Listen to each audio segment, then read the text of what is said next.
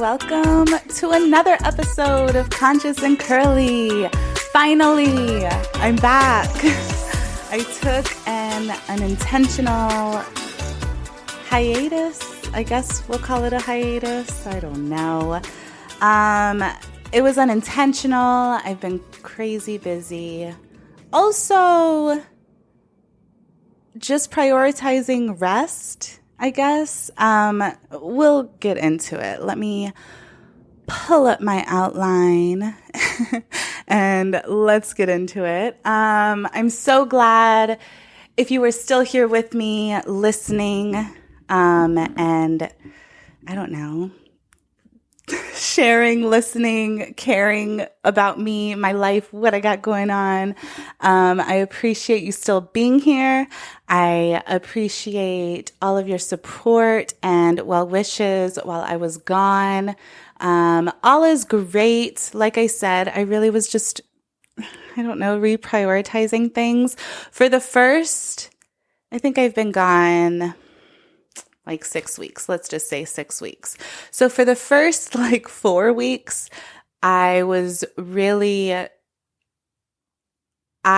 felt like I just didn't know how to balance things. And I was killing it in mom life, in my own personal life, like socializing, going on dates, experiencing things, loving it. And then I was like, oh yeah, but I'm not podcasting. And it felt like as soon as I was doing great in other aspects of my life, I realized I was dropping the ball on another. And it was really frustrating. And I think for the first 4 weeks, that's what also took me so long to really get back at the podcast and get back into recording. I think that characterizing and identifying it myself as not being able to balance, I guess made me feel like this, I had to sacrifice something to gain another. And randomly, a gem was dropped by one of my best friends. Shout out Bridget. She had said, it's not a matter of you not being able to balance anything. Maybe you're just reprioritizing things right now, even if it is rest. And I was like, that's exactly what the fuck is going on. Because all that was really going on was I was just going to sleep early at a regular bedtime, as well as, like I said, I did have a little bit more of a social life, and I was able to go out and do things and experience things. But a lot of that had to do with me having the energy to, because I was going to bed at a decent time. So I am here regardless.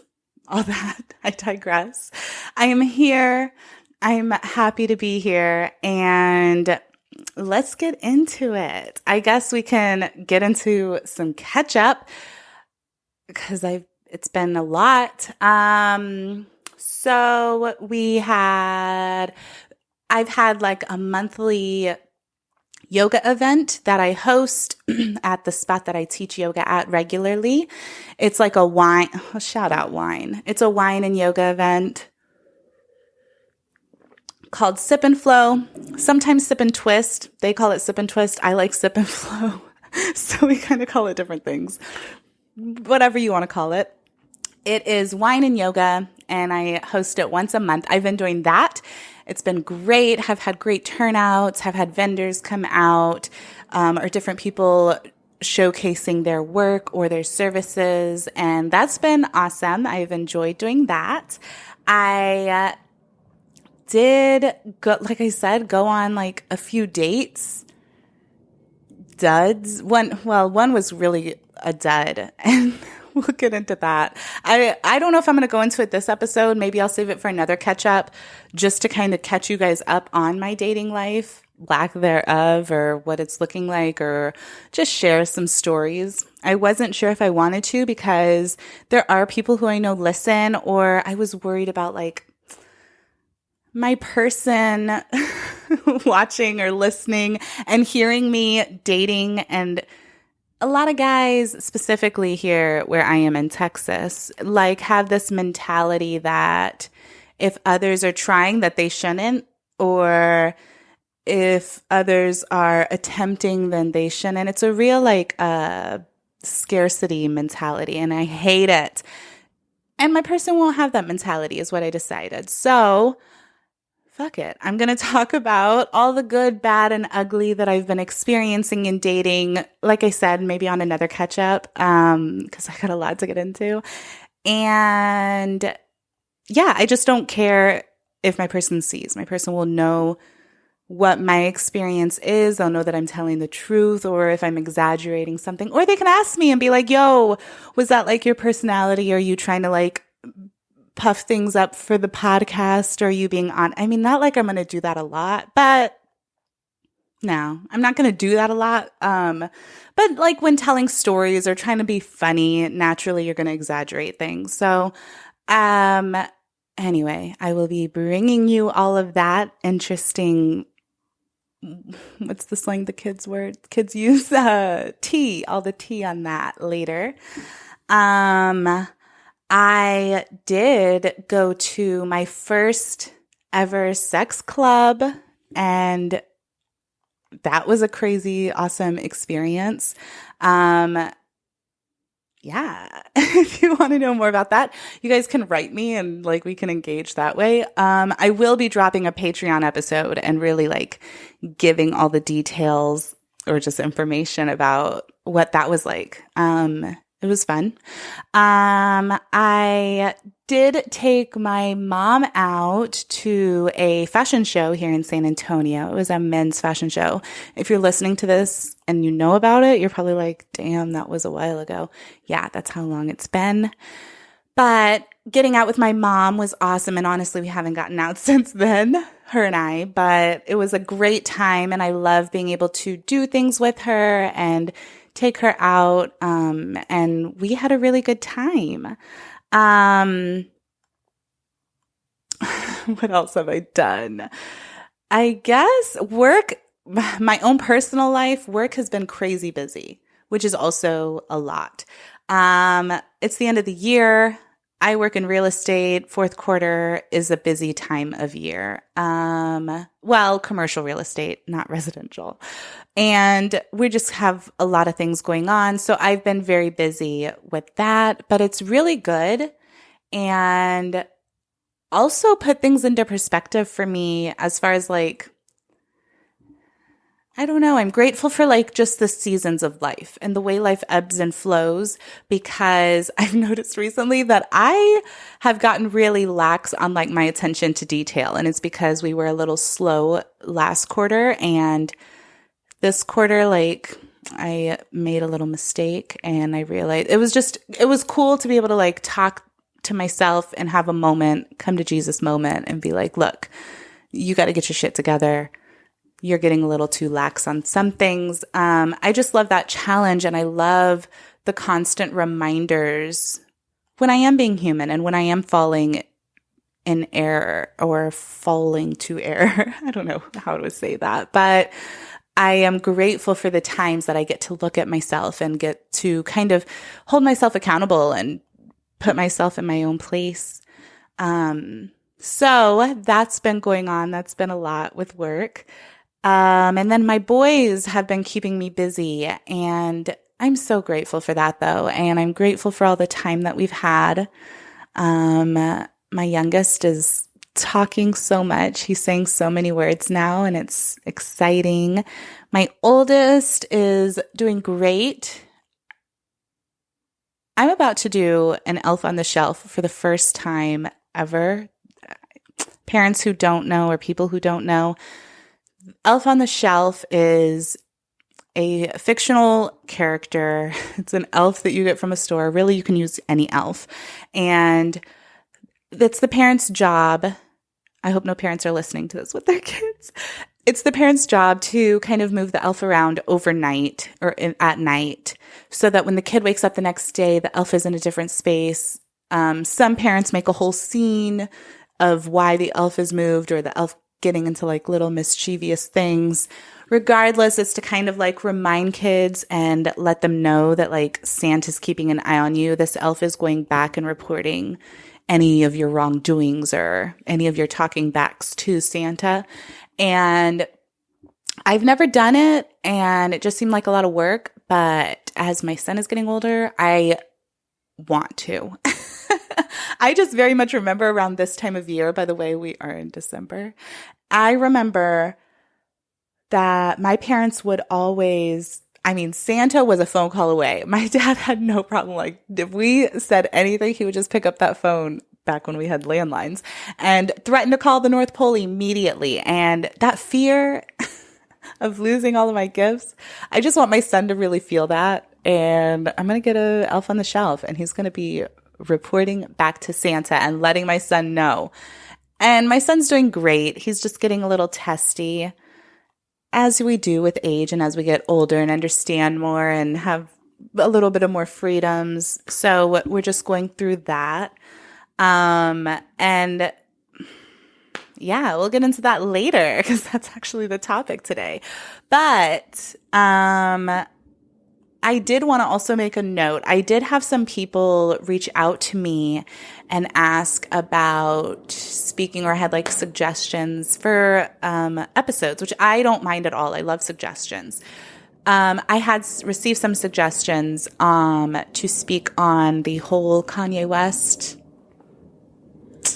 I don't know what to call it, mayhem that's going on, shenanigans, whatever. And I'm not going to speak on Kanye West. And I want to kind of break down why I won't speak on Kanye West. There's really two reasons. One is this, as I've said in previous episodes, this isn't like a current event podcast. I don't want to speak on trends or what everybody's talking about or hot topics. I think we have enough of that. I think there's spaces for that. And I don't really want to be the space for that. And two, this space is for a space for like consciousness and higher thinking. And Kanye West is none of that. He is all ego and no consciousness. And I will not be entertaining that or be trying to bring that into my space. It just doesn't align. But we can talk privately. I have my opinions. Naturally, it's happening and I'm observing. So you can shoot me a DM or whatever if you want to converse on that. But other than that, that's why I won't be talking on Kanye West. So let's get into the food for thought. This food for thought, oh my gosh, I totally forgot to update one other thing. My best friend had her baby girl. Phoebe Inez was born on October 9th, I believe.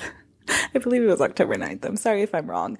But she's a beautiful baby girl, and I am so proud of my best friend. And it's so cool to see. I haven't, all my friends who have kids had kids before I had kids.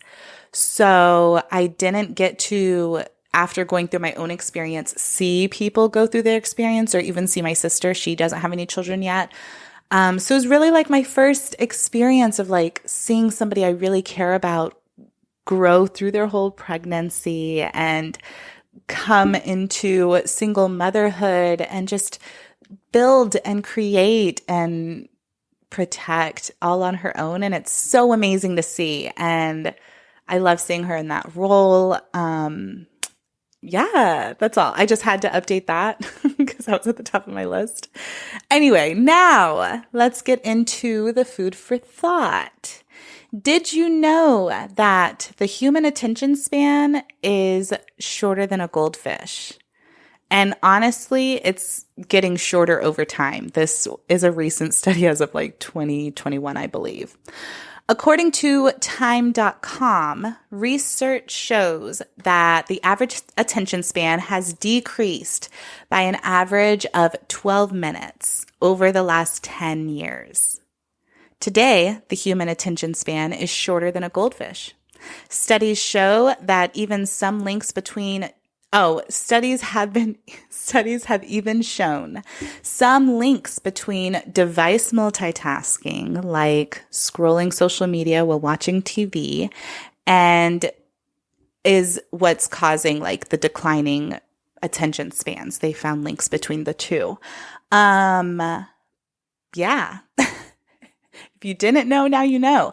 Since reading that and since learning that, I personally have noticed and been hyper aware and proactive in not scrolling while watching TV. I notice how often I do that. It's so crazy how quickly we get bored while watching something, and we'll just be like, I'm over this. They're talking, it's too much dialogue, or there's not enough something to keep my attention. Let me see what's going on in this other side of the world. And it's really crazy how we can take ourselves into so many different worlds so quickly, but that is what's affecting our attention span. And so I personally have noticed and have tried to really cut back on that. So I invite you to do the same, or just not care and maybe just keep declining your attention span. But for it to be less than a goldfish is pretty sad to me. Anyway, now to get into our topic. This topic is about parenting. I just wanted to, get all up in the ins and outs of parenting, at least from my perspective or experience. We'll discuss conscious or gentle parenting, co-parenting, and unhealthy parental roles. So first, going into conscious or gentle parenting. And again, I'm speaking on these specific things because these are my experience. And this is what I know. So I am a conscious parent. I consider myself a conscious parent. I don't consider myself gentle parenting because I talk to my kid like a person. I feel like gentle parenting is a lot of the soft, Johnny, can you? Okay, Johnny, 5 more times and then you'll, I don't talk to my kid that way. I talk to my kid like a kid or a person. And,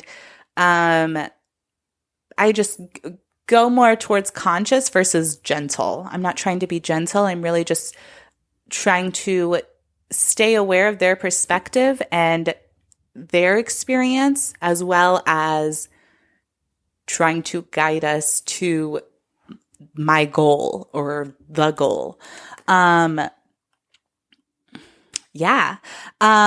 to clevelandclinic.org, the goal of gentle parenting is to raise confident, independent, and happy children through empathy, respect, and understanding, and setting healthy boundaries.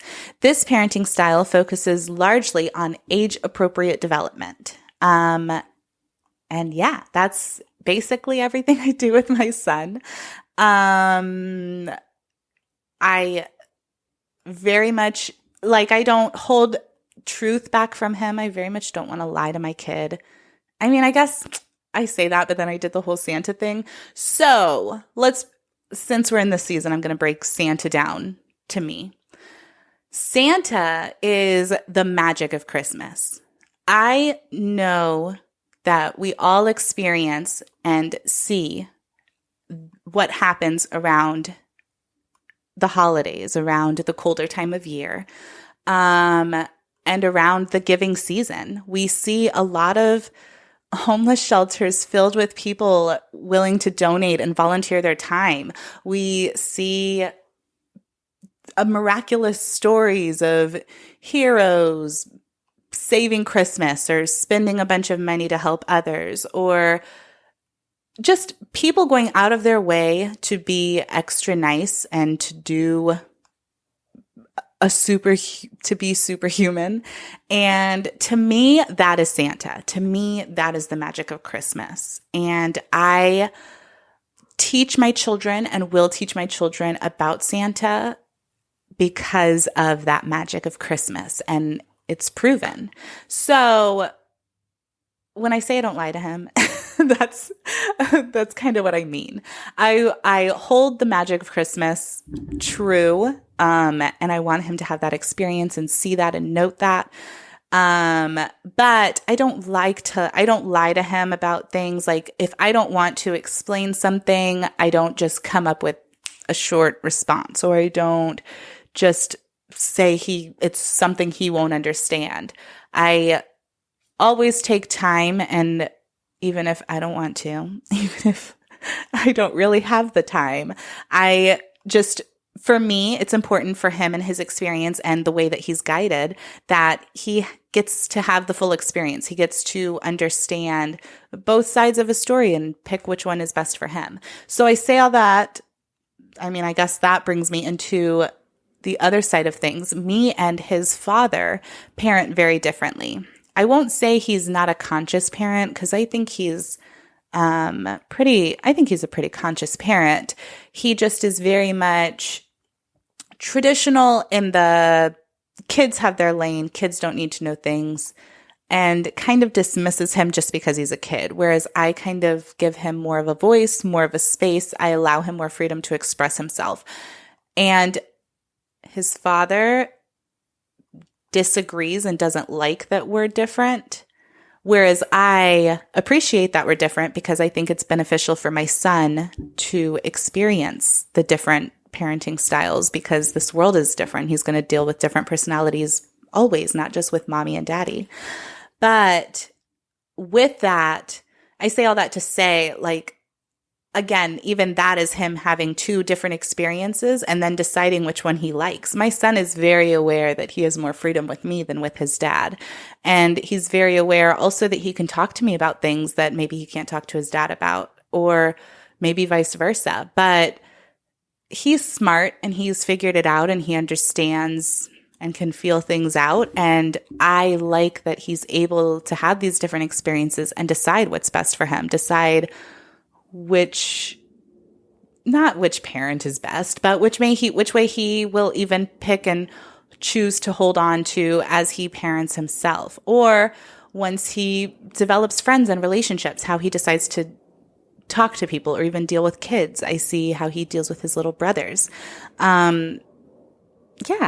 So that's the type of parenting style that I take on and I like to do for myself that works for me and mine. I personally don't have any problem with anybody else's parenting style. I think whatever you do for your child is you doing what's best for you. I don't think I can speak on that. I just want to give you this perspective in case you want to know. Or if you're looking for different parenting styles or want to take a little bit of each, I'm down for all that. Now let's get into co-parenting. Okay. I'm not sure where I got this from. And honestly, I did this outline a month ago. It's been waiting. I've been whatever, but we're here. So when I typed out this outline, I'm not there. That was a while ago. But under co-parenting requires the same conscious gentleness as your parenting style. Honor and respect the other parent for their role, whether they honor it themselves or not. So that's interesting. I'm not sure if I'm sure I just wrote that because I didn't cite anybody. And usually I would cite a website if I did. But I do take on the same kind of style when it comes to co-parenting as my parenting. So I'm like a conscious co-parent. I'm very aware of his perspective. Like I said, we parent differently. He feels a way about it. I understand him feeling that way, but I don't feel that way. That's very much just how a lot of situations with us go. I understand, and I always give him the space to explain his stance and why he feels the way he feels. And I also just move accordingly of what's best for me and my space. And I also honor him as his father, and in the times that my son is with him, I don't overstep. I don't try to step in and be like, well, maybe you should try it this way or anything. I give him his time and space and let him parent the way he feels is best. And when my son comes with me, I will explain to him maybe what his father didn't, or spend a little more time on things or covering or reflecting on what that moment was so he can have that time with me as well. But I don't overstep. I very much honor that he is their father. And I said the whether or not they respected themselves because it doesn't feel reciprocated. And that's fine because I don't parent in the way of like, you only tell me about this, I'm only going to tell you about that, because that's very much how things have been. He used to withhold information from me or wouldn't tell me things that he didn't think I needed to know, whereas I would include him on everything regarding our son because that's how I operate and that's what I wanted to receive. So I just always gave that. I never, out of spite, stopped the way I communicated with him or shortened what his experience of a co-parent was with me because I wanted him to understand and you kind of have to show people how to love you. You show people how to respect you, how to have any type of relationship with you, I think. And so over time, lots of legal bullshit, lots of craziness. Over time, we are now in a space where he does include me on everything and we do co-parent pretty well, even though our parenting styles are different. And I very much appreciate that. And I appreciate the journey that it took to get here, but we're here and I'm grateful and my son is thriving from it. So cheers. And now about unhealthy parental roles. As far as this, I really, again, from my own experience, and from what I see a lot of, specifically my generation and the generation that raised me, is a lot of like codependency relationships when it comes to parents, parent and child. And I have realized from raising my own child a way that this develops. I don't know if it's the full scope of how this develops, but one aspect or one way that I've realized it develops is from parents kind of instilling their own desires, their own perspectives, their own ways of doing things onto their child. And then when that child doesn't meet those, that, there's full disappointment or they're upset with them or it's a fight or you doing it wrong. And either way, the child ends up learning how the parent wants things done versus the right way to do them because the parent is so focused on things being done a specific way versus just getting to the end result. And that's one thing that I've realized just from my own experience. And I am very aware to kind of not raise my son that way. And if I'm telling him to go to his room and make his bed, if he ends up like stopping and picking up toys on his way to do that, I'm not going to yell at him about that. Or if he ends up like having to like high five the wall on his way in, that's fine. He's still making his bed like I told him to. Or whatever I told him to do. And I think that it's just kind of important too, as parents, kind of detach ourselves from our own expectations, kind of ask, why do you want them to do this? Is it because it's what's right, or is it because it's just what I want? There's a lot of ego in parenting that I think we have to kill. And that can, I think, help prevent any type of unhealthy parental roles. Personally, as a mom, that is one of my biggest fears is my children resenting me or us coming to a space where we're not even speaking. There's people who have those relationships with their parents or no relationship with their parents. And I don't want my children to feel that way about me. We'll have our evolution of our relationships. And that may be in moments of us not speaking, or that may be in moments of them resenting me. And I'm aware of that and I accept that. But I'm very aware of what I can do and what my role or part played in that is. And yeah, I guess I just kind of wanted to bring awareness and let us all kind of think and reflect on that. If you are a parent yourself, if you're about to become a parent, if you're thinking of being a parent, if none of this has anything to do with you, but you have a mom or you have a parent, and you can at least kind of take into perspective their perspective and think about how they're seeing things. And yeah, that's about it. That's about all I had for that topic. That covered all of it, at least for me. Again, this is my experience. This is my opinion, and whatever. I guess we'll find out in 12 years. That's crazy. If this worked out or not.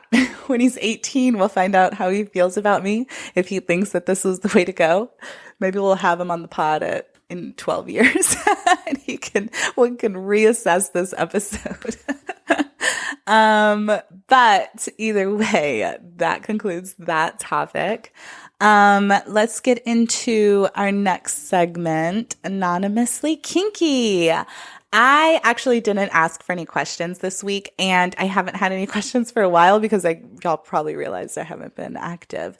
But I'm back, so you can find me on Instagram at conscious_curly and DM me any anonymously kinky questions. I also kind of post to my story a link that you can submit your questions to if you'd like. If you don't want to wait, just DM me. And now let's get into our questions segment. Again, I don't have any questions. I haven't been active. I'm not disappointed. I understand. But if you have any questions, you can email me, askconsciousandcurly, all spelled out, @gmail.com. And that concludes this episode. I got one in before the end of the year. I'm so happy. That really was a goal of mine. And I did it. And stay tuned. I will be dropping more episodes. I might get like 2 in before the end of the year. So we'll see. Stay tuned. I appreciate you guys so much for hanging with your girl and supporting me in all the ways. Until next time, you guys be safe out there. Peace.